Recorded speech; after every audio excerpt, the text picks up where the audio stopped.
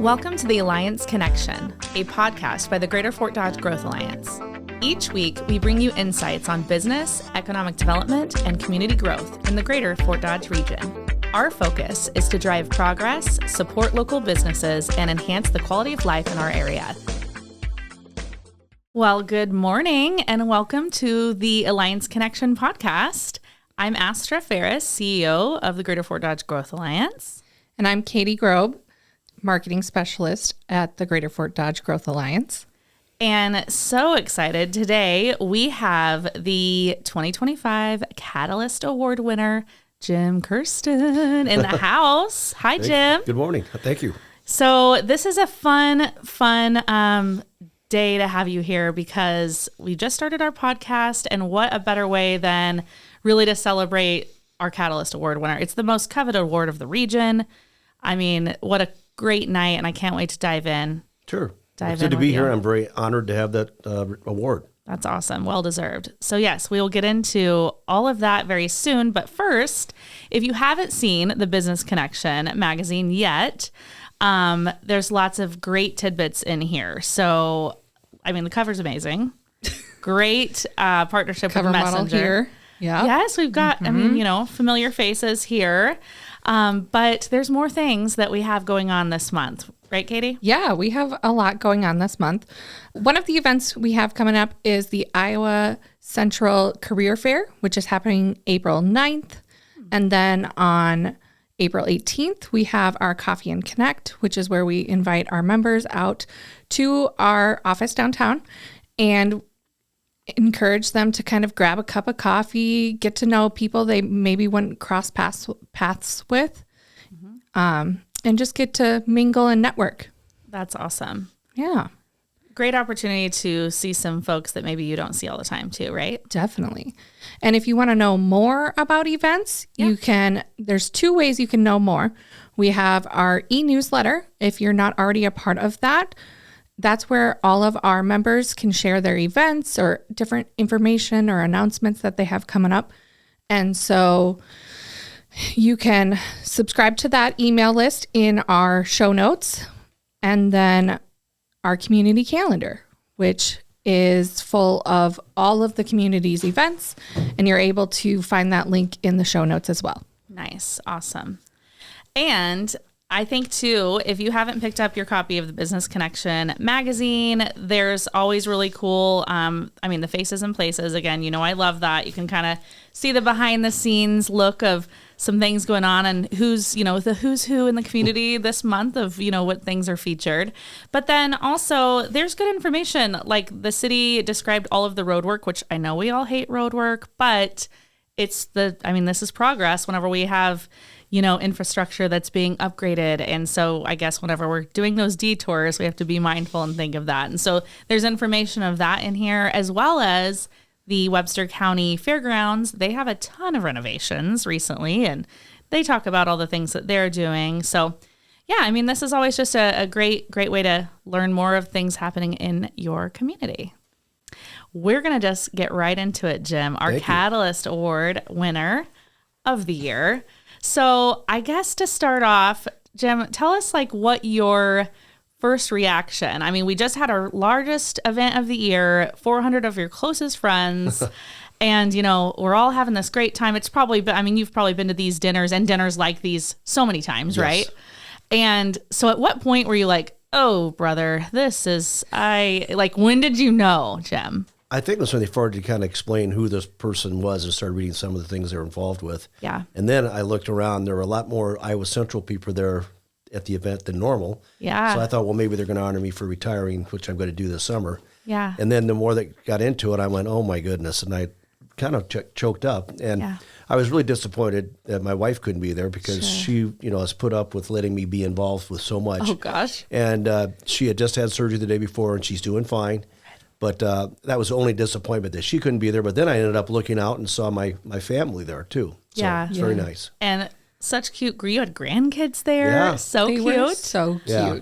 It's been, really everything we've done is about helping our community and our family. Yeah. And without my family support, I couldn't do the things that I've done in the state or federal level. So I guess let's talk about that, because I know, just being involved with the Growth Alliance, and, we had just talked at a workforce committee meeting today. We're getting ready to go out to DC and really our federal and local delegation to try to, collaborate and work together to move the needle forward. I know a lot of what you do, but there's probably a lot of our listeners, Jim, that they might not have any idea of, really the magnitude of the things that you've done. So I guess, do you want to kind of let folks know? I think it goes back to when I first got engaged with politics back when I was even in high school. Really? And in college, I volunteered for then candidate Governor Terry Branstad, who ended up winning, and then ended up going to work for him. So I've just been involved in business and politics my whole life. Yeah. And one thing that my parents really taught me, and I had a lot of other mentors say the same, is relationships are everything.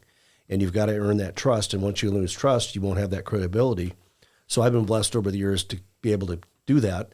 And it really allows me to have the trust of not only our local officials, but our state, the governor, and also our congressional people, both Democrat and Republican. I work very well with Senator Darrell Beal and Helen Miller when they were in the State House, also with Senator Harkin. So it truly is relationships, and then just staying involved and be willing to volunteer in whatever capacity. So what year did were you a senator? I got elected when I was 30 years old, 1990, and had defeated the then longest-serving Democrat senator in Iowa history. He served 34 years. And it's ironic because before I decided to run, I met with him because I'd heard he wasn't running, and he said he wasn't going to. Mm-hmm. I said, well, if you aren't, I'm getting married. We're going to move back to Fort Dodge. And he said, well, good luck. I bet a lot of my friends will support you. Well, he got talked into running again. And I was lucky to win, and he was a gracious loser. And we were still friends after that. It was a tough campaign. But I've been involved, since 1990 at age 30, and just keep building those relationships. And so I've been blessed to meet several presidents, been chair or co-chair for several presidential candidates. And you get to know them, and someday one of them could very well be in the White House, and President Trump is now. Nice, nice. And I mean, looking at someone, the Catalyst Award, that's, just in the short time that I've been here and learning all the things that you've been a part of, Highway 20, the Iowa BioFuels Center, first in the nation of its kind. All of these things, there's so many people that, the list goes on and on. So do you want to just maybe kind of talk about some of the highlights of your career that you've been proud of? I looked at one of the questions before I came today, and what are some of the things you remember? Yeah. Well, one of the fun things I remembered is when I was in the legislature in the Senate, one of our local troopers asked me, why don't we have video cameras in our cars? Right. And I said, I have no idea, but let me check into it. Anyway, long story short, at that point, the state of Texas had funded all state troopers to have video cameras to help, verify what they're doing when they do a stop. Yeah. And so we were able to get funding in place and got the first 20 state trooper cars. It was a public-private partnership. Well, now that's evolved into every trooper and every policeman has cameras on their body. And but it was an example of a trooper asking me, and his higher-ups didn't really like that. Sure. Oh, you don't want to rock the boat. I said, no, this is what democracy is about. Yeah. So I've just been involved, the fuel lab to helping Iowa Central with a variety of things, the dental hygiene program, getting the parking ramp that was initially planned for downtown, but the city decided there wasn't real use for it, so we moved it out there where we were landlocked. So just a cross-section of things, and also for always supporting the Growth Alliance, the whole ag park concept, and just, again, helping build those relationships and try to help. Yeah, you've been a great partner. Absolutely. And I think of the Catalyst Award, and I was almost shocked that I was like, oh, I would have assumed that he'd already had this years ago because you've been involved for so long. And so I thought it was, Well, I very much appreciate it. And I honestly don't expect it or didn't expect it. Sure. But it's nice to be recognized. And it's kind of a nice way for me to move to the next stage of my professional life. But I'm always going to be involved with Fort Dodge. I think it's in your DNA, It Jim. is, and the college particularly.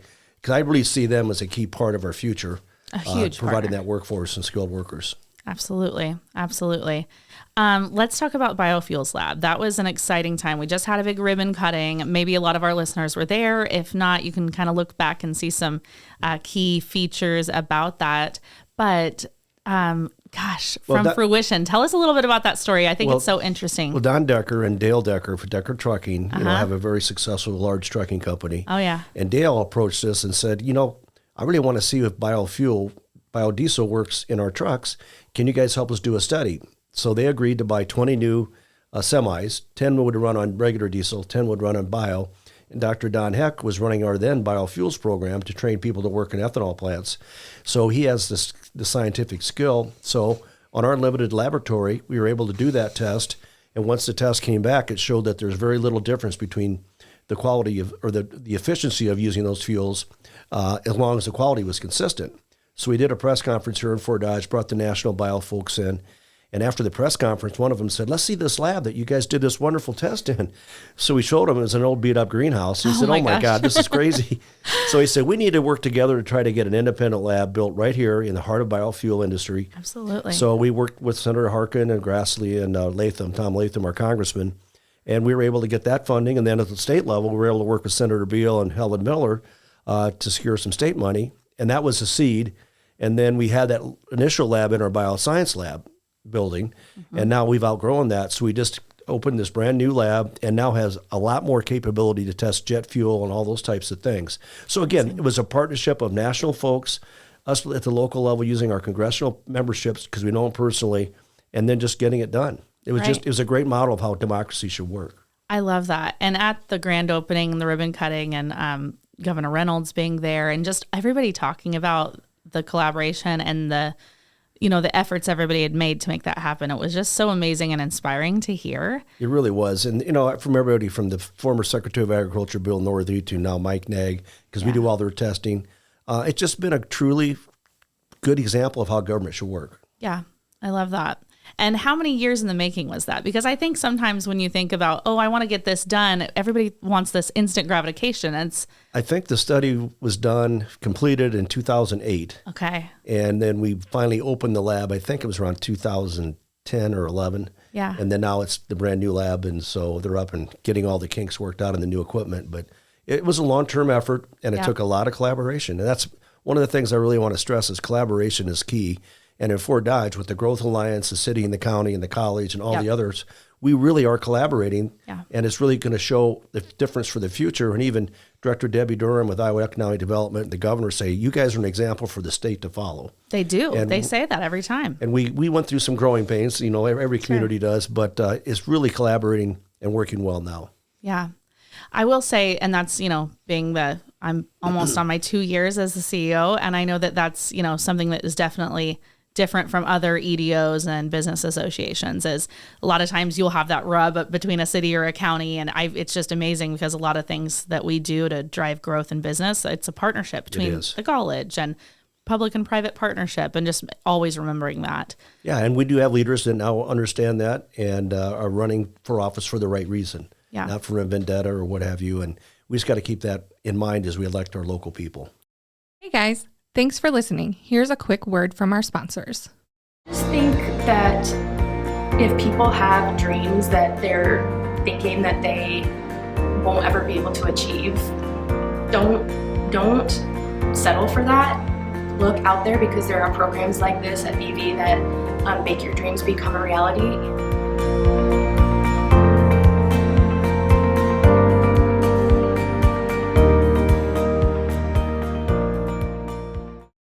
Collaborate with Buena Vista University's Strategic Partnerships Initiative to offer education benefits to complement your current employee benefits package at no cost to your organization.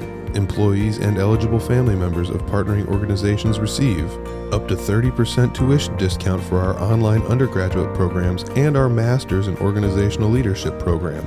Join more than 190 businesses and schools that have partnered with BVU to help employees and their families achieve their educational goals.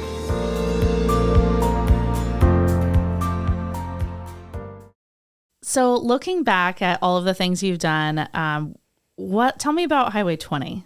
Okay. Let's talk about that one. Well, again, that goes way back before my time even. Really? It's been going on since the 60s. They tried to get it 4-laned. No way, really? But that was finally completed after I got out. And actually, I give Senator Kreinbrink a lot of credit, because when Governor Branstad got reelected, one of his promises was he was going to get 4-lane 20 done. But they needed to have increase in the fuel tax to be able to help pay for it and expedite it. And Tim, of course, ran on no new taxes and what have you, and a couple other Republicans did.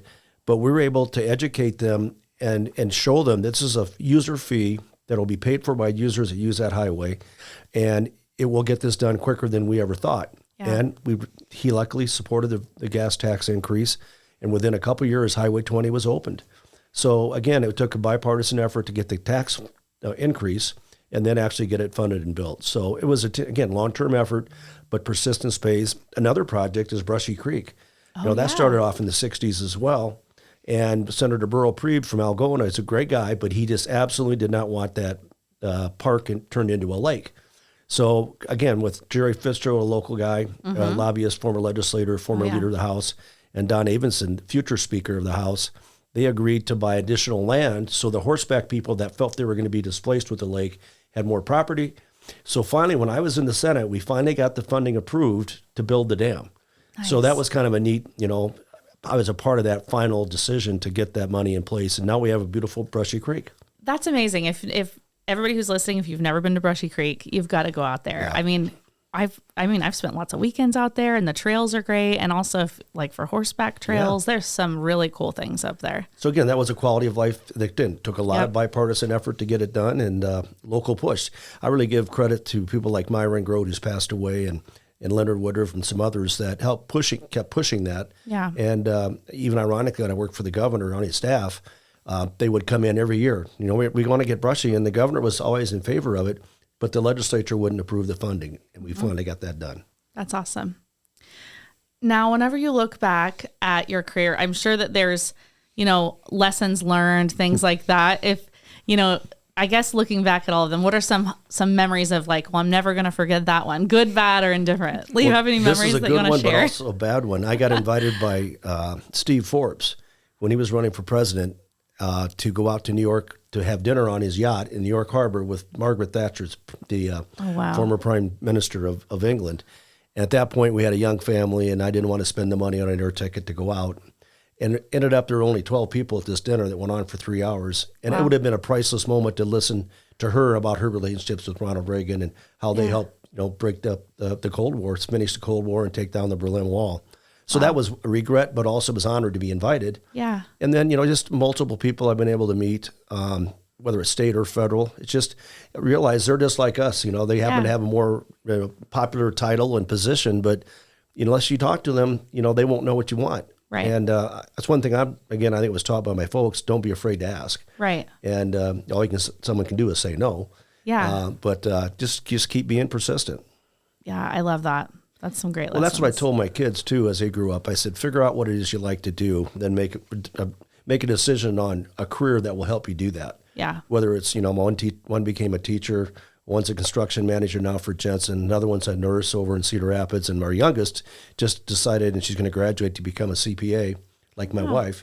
Okay. So they all found their own niches, but it's something they want, not what I was or my wife were trying to tell them.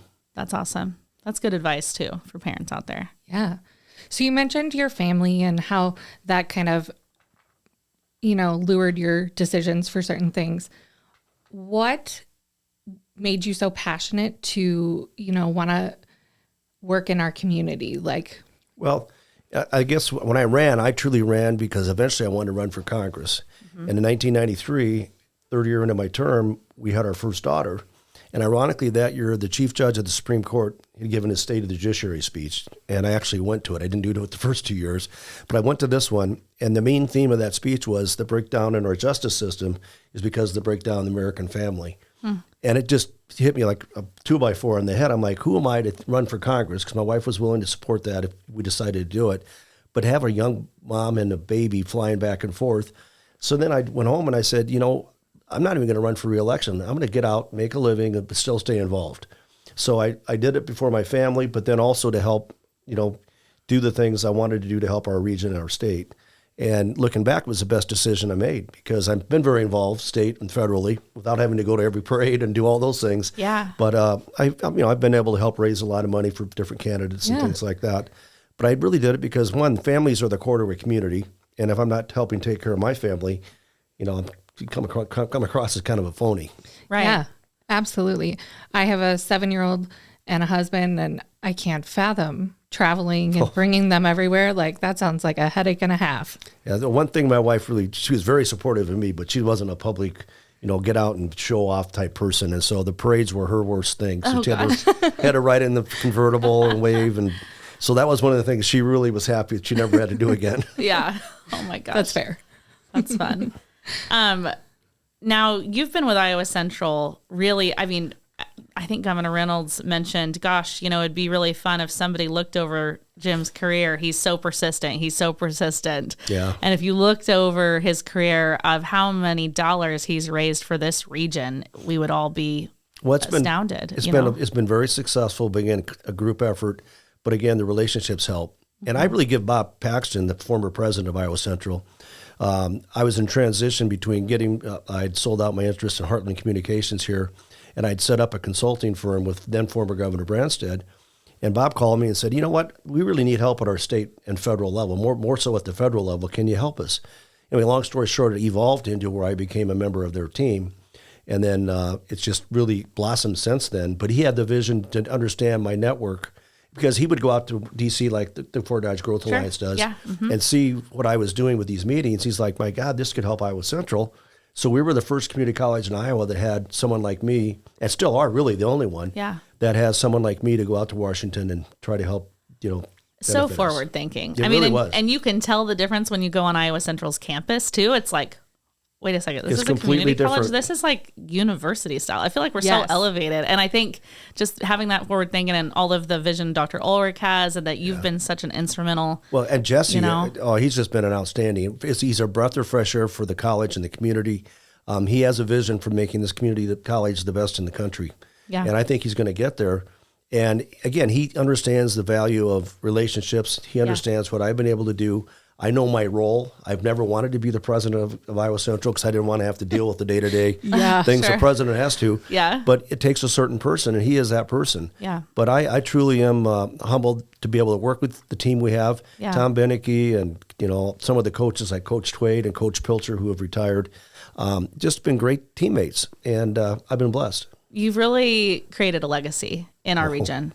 I mean, and not just our region, like, gosh, things you're talking about, like our state and federally and, multi-state. I mean, like you said, those relationships, but I am honored that, we get to sit here and chat. Then I get to be part of committees and work alongside you because, I mean, the Catalyst Award is the most coveted and it's definitely well-deserved. Yeah, I'm still kind of sinking in that I actually won it. I mean, I really have, and I've been busy with my wife, so I haven't, but I really am appreciative of it, and I'm very pleased with the involvement I've had with the Growth Alliance, and I still will be involved. Absolutely, and we very much are thankful for that on behalf of my team and the board. We thank you for everything you do for us. Thank you.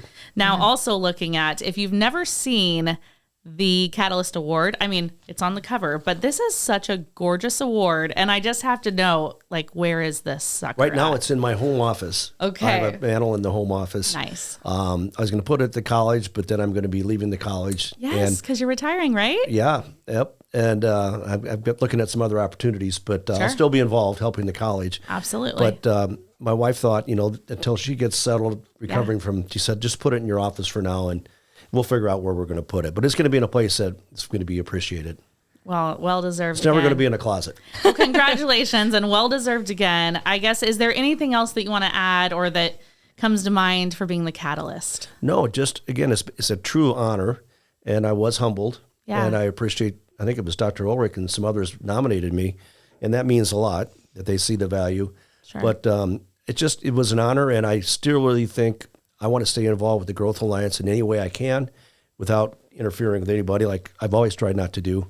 But I think this group's got a great future, and I want to be a part of it. Yeah. Well, I think that's amazing. So I got to ask, what was your wife's response to you winning the award? Well, actually, I didn't know this, but they live streamed it, so she could watch it from the hospital bed. Yes. When you were talking about your wife, and there was literally not a dry eye in the place. Oh. Yeah. I was like, he has no idea. Oh my gosh, I know. And so she was watching live stream. So what? She was very, one, she was thought it was well deserved. Absolutely. And she's put up a lot for me being gone, doing the things that I do. But she knows I've always done it for not only the community, but for our family. Yeah. So she was very honored that I got it, and also thankful because she knows how much time and effort I've put in. So it was a joint effort, joint receipt of that award because it's a family award. Absolutely. And it was fitting to have everybody, your whole family there. And I'm so glad that she was able to live stream in. Kudos to the AV team at Iowa Central to make that happen on the fly.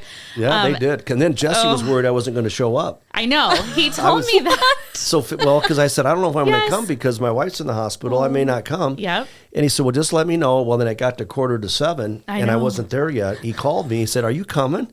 And I said, well, yeah, I'm just coming by, the Crossroads Mall area. Or what's it called now? The Quarter Plaza. Yep. And I said, I'll be there in a few minutes. He said, oh, okay, thanks. And he said, well, we got a seat saved for you. And then when I got there, he said, well, you can't leave because we're doing a group picture. Because I'm known to leave, not through the whole program. He was worried you were going to do that. So he said, you got to stay for a picture. And it worked. Yes, I didn't know. It worked. And I think we had senators at your table and things like he was like trying to make sure that, how do we get Jim to stay? But then also it's one of these things. Well, it worked.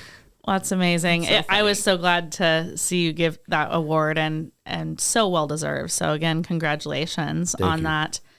Anything else that we want to touch on for the Catalyst? I don't think so. No, but it's very appreciated and I'm humbled and I'll continue to work with you guys. Absolutely. We appreciate that. We need all the help we can get. Absolutely. It's a team effort. Yep, absolutely. Collaboration is our name of the game. It really is. Alliance. So I'm honored. Thank you for having me. Absolutely. Thanks for coming. And I guess for our listeners, make sure and like, subscribe, and share our podcast today. And congratulate Jim when you see him out and about in the community, because this is, again, such an exciting time. And we just want to say thank you to Becker Flores. Actually, Becker Flores is my son-in-law's family business that they just sold. Really? And it was like 150 years in business here in Fort Dodge under the Becker name. Yeah. So they're a very well-respected company here in Fort Dodge and served the area for a long time. Wow, I had no idea. Yeah. And they're our sponsor with our fresh flowers. So thank you, how Becker. amazing. Thanks, Becker Florist. Yes. They smell great. Awesome. Gotta love it. Well, again, thank you guys so much for tuning in, and we will see you next time. Every connection strengthens our community, and every conversation sparks new opportunities. Thank you so much for tuning in to the Alliance Connection. Follow the Greater Fort Dodge Growth Alliance online and on social media. Be sure to subscribe so you never miss an episode. I'm Astra. I'm Katy. And we'll see you next time.